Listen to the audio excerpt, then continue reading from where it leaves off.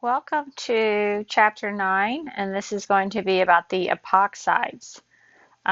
Before we go on, though, this is a review slide when we talked about alcohols. And so we did alcohols for Chapter 9 and ethers. And so today we'll talk about epoxides. Remember, epoxides are the special types of ethers. This is the Williamson ether synthesis. And if you remember the Williamson ether synthesis, it requires an alkoxide. You remember how you make the alkoxide? It's an acid-base reaction of an alcohol and sodium hydride. And so this was your acid, and that's a phenol, which a pK of 10. This is your base. There's your positive sodium, your negative hydrogen, and we show our curved arrows, and that makes our sodium phenoxide. This is a strong base, but it's also a strong nucleophile. And in this case, the strong nucleophile can react with an alkyl halide. Remember, it needs to be this is an allylic halide. It can be also benzylic halide, or it can be a primary or a methyl. So these would all be great substrates for the Williamson ether synthesis. So in this case,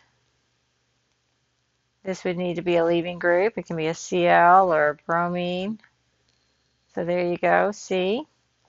And so the mechanism here is SN2. So you have your sodium, which is a positive, your oxygen, which is negative, does an SN2 reaction, and that is how you make your ether. And this is an ether. The oxygen is bonded to 2 carbons. So the answer there is C. All right, so we were finishing up with the last chapter where you can convert alcohols, which are bad leaving groups, into alkyl halides. So if you have an alcohol here and you react it with thionyl chloride, then you get a functional transformation, Fg transformation. 1, 2, 3, 1, 2, 3 carbons. And then that would be the Cl. Okay, so that would transform your alcohol to an alkyl chloride. And then if you did the same reaction with an alcohol, which is a horrible leaving group, and you react it with phosphorus tribromide, then this is going to give you an alkyl bromide. And so these are good reagents to be able to use. This is done in pyridine, so it can soak up the acid, kind of neutralize it, and keep the chloride a good nucleophile. This is a good way to make primary alkyl chlorides and secondary from the alcohols. This is a great way to convert an alcohol into an alkyl halide for an SN2 reaction. And you'll need to be able to do this synthetically. So this is showing you the mechanism here. It's kind of like an SN2. The Cl leaves. You converted now the OH to a good leaving group by making this oxygen-sulfur combination. You've kind of seen that in the tosyl groups.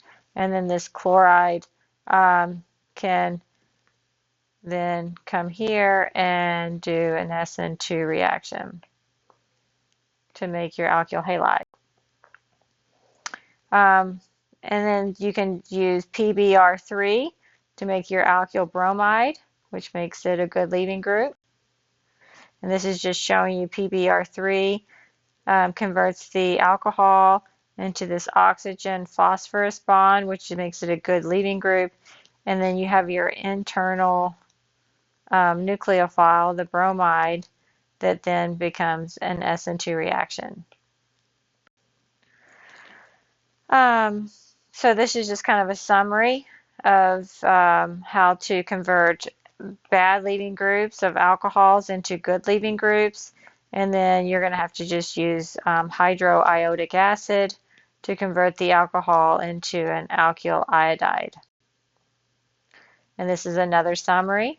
There's also the tosylation. So these are how to make alcohol a good leaving group.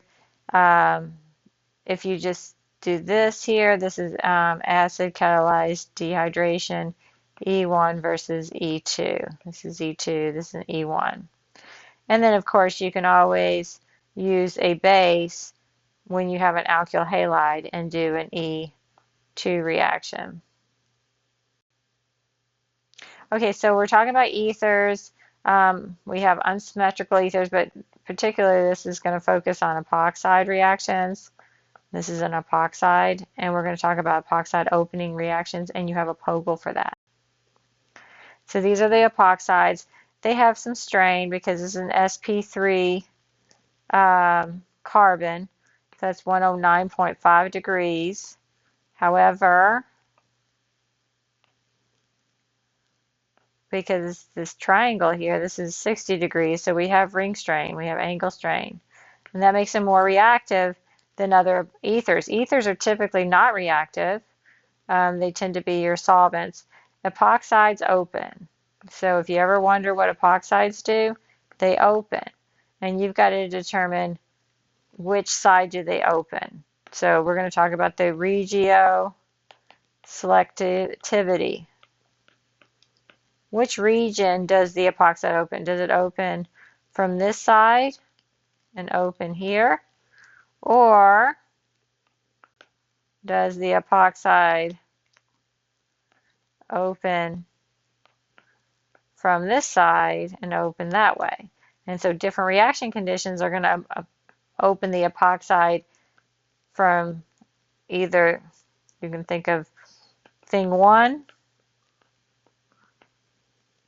or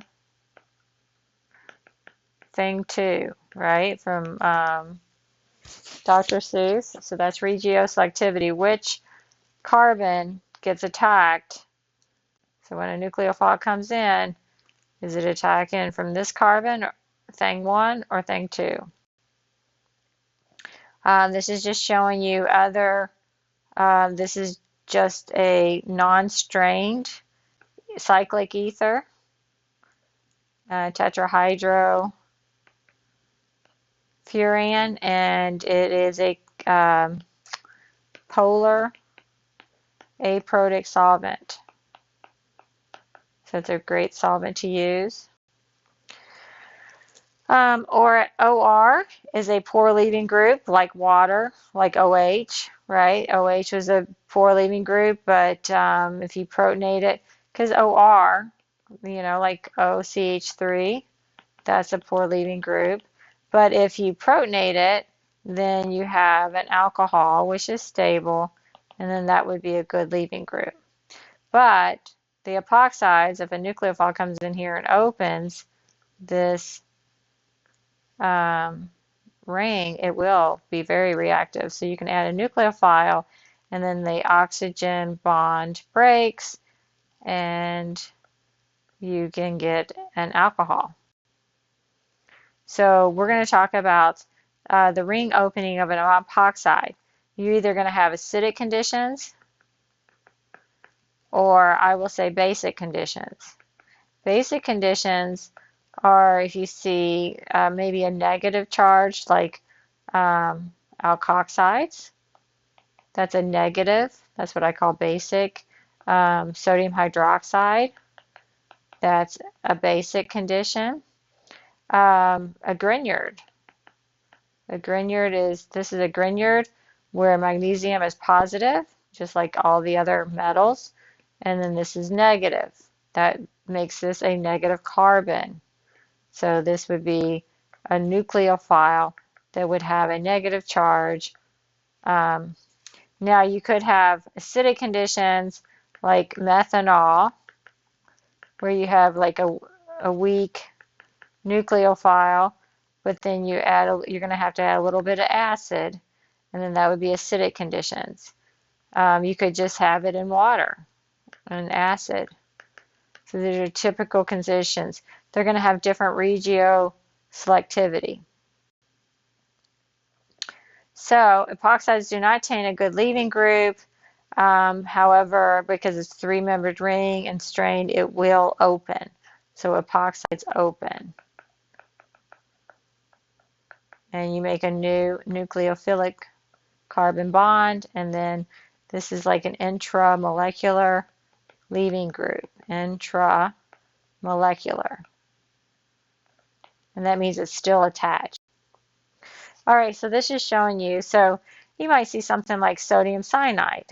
Well, there's your positive, there's your minus. Draw your Lewis structures and you'll see that that's cyanide. We can all agree that that's negative, so I would say that's a strong nucleophile. You could also hear me say basic. Now this won't matter because there's no regioselectivity difference. They're both symmetrical. But now if you had something like this, where this was a methyl, okay, so let's say you have that as a methyl. Which way would the nucleophile attack? It's going to attack at the least substituted carbon of the epoxide. So it's kind of like an SN2 like. And you know SN2 do not like sterically hindered. So this would attack this carbon because it's less substituted where this is more substituted. So this will come here and open the least substituted and those electrons go there. And then you get something like CN, we can call that carbon there. And then this carbon here would have a CH3 and a OH. And then it would get protonated with the water. And so that's like what you get here. Now HCl would be acidic. So this one's going to do a different mechanism. When you have acidic, the first thing you do, first step is protonation. So you want to protonate the oxygen. And then the second step is the nucleophile. It's going to be weak. We'll add to the more substituted carbon. So for something like this one, the first thing you do is you protonate. So you're kind of doing an acid-base reaction. So you get protonation.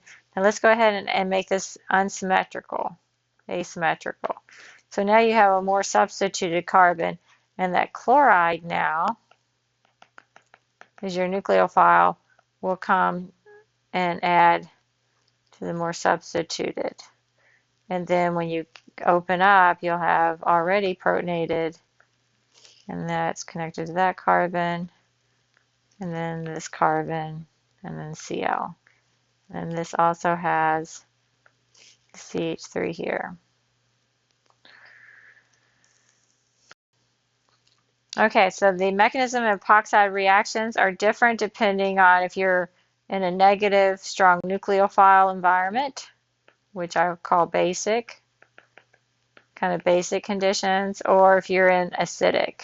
So you got to first decide what conditions. This is a strong nucleophile and negative charge, and so it's just going to do an SN2 reaction where it comes in at that carbon, backside attack, and opens the ring. And then the second step is going to be protonation because you don't want a negative charge.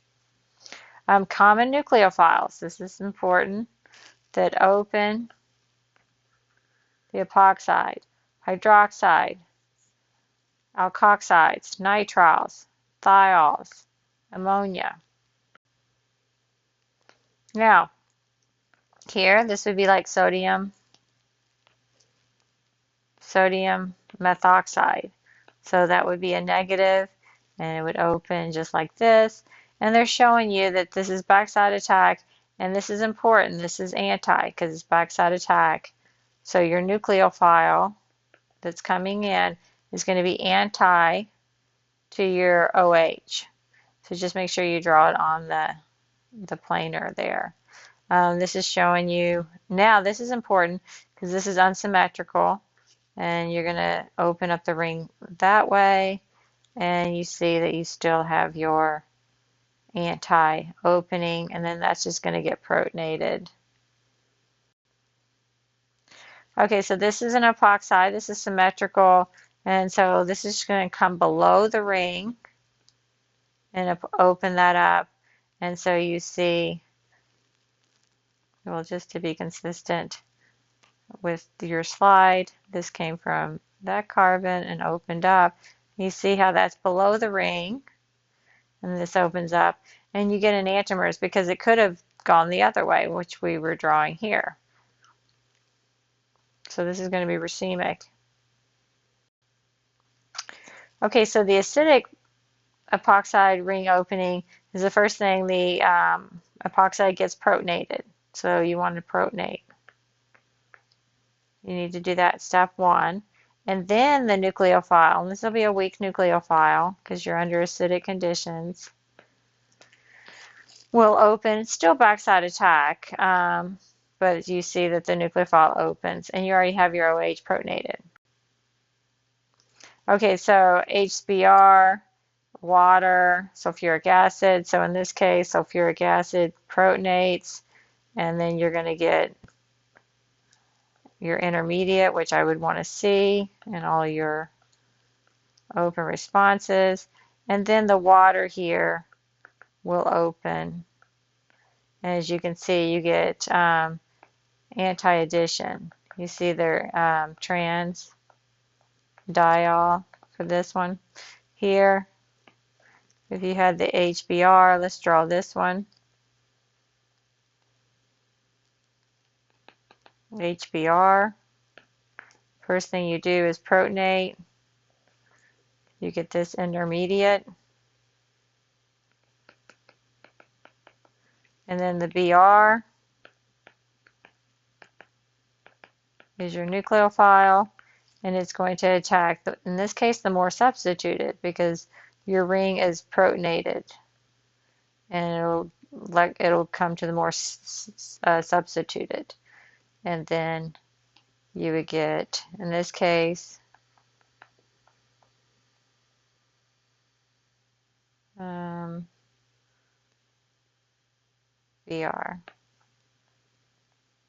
Let me still make sure this is, there we go. And there's your methyl, showing you the regioselectivity. Opening of epoxide with HCl. So this is showing you the first step is protonation, and then the Cl is going to come, and they're showing you that it does not come to the least substituted. So when you have a three-membered ring, this is going to be important in future reactions. When you have a positively charged three-membered ring, it's going to direct by the more positive. So you see, you make that a delta positive because it's more substituted. You can think of it as like the more stable carbocation. And because carbocation, I think of, like Zatsev's, the more stable carbocation.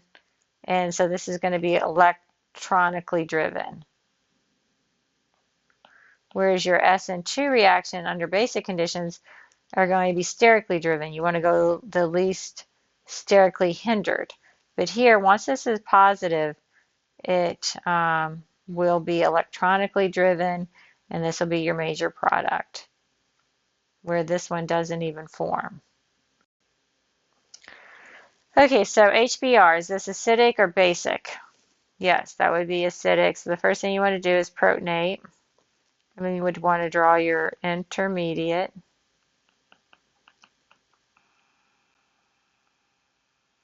And then your bromide is now your nucleophile, and it's going to attack the more positive, more substituted carbon. And then that ring will open. And when that happens,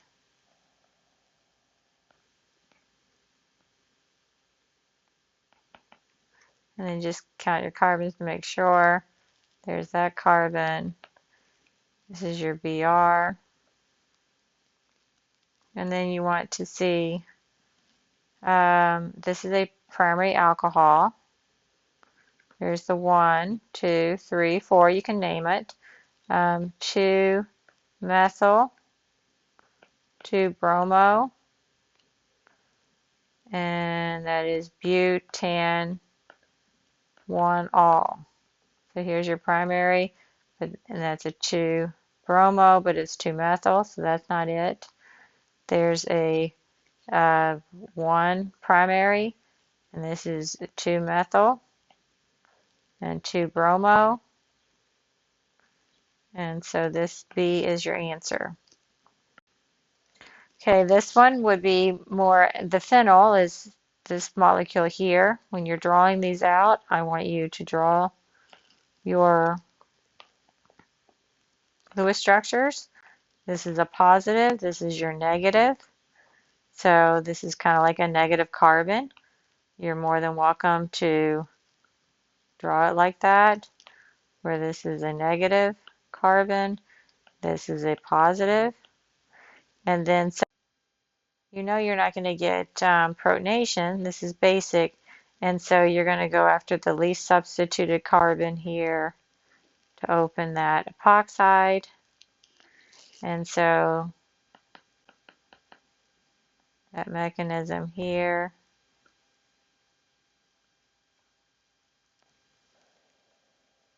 there's your phenyl.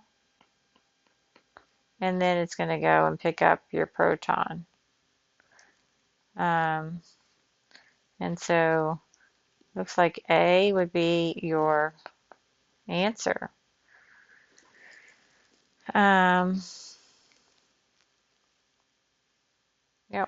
A would be your answer. And that should wrap up the epoxides. Once again, do your POGIL exercises on those.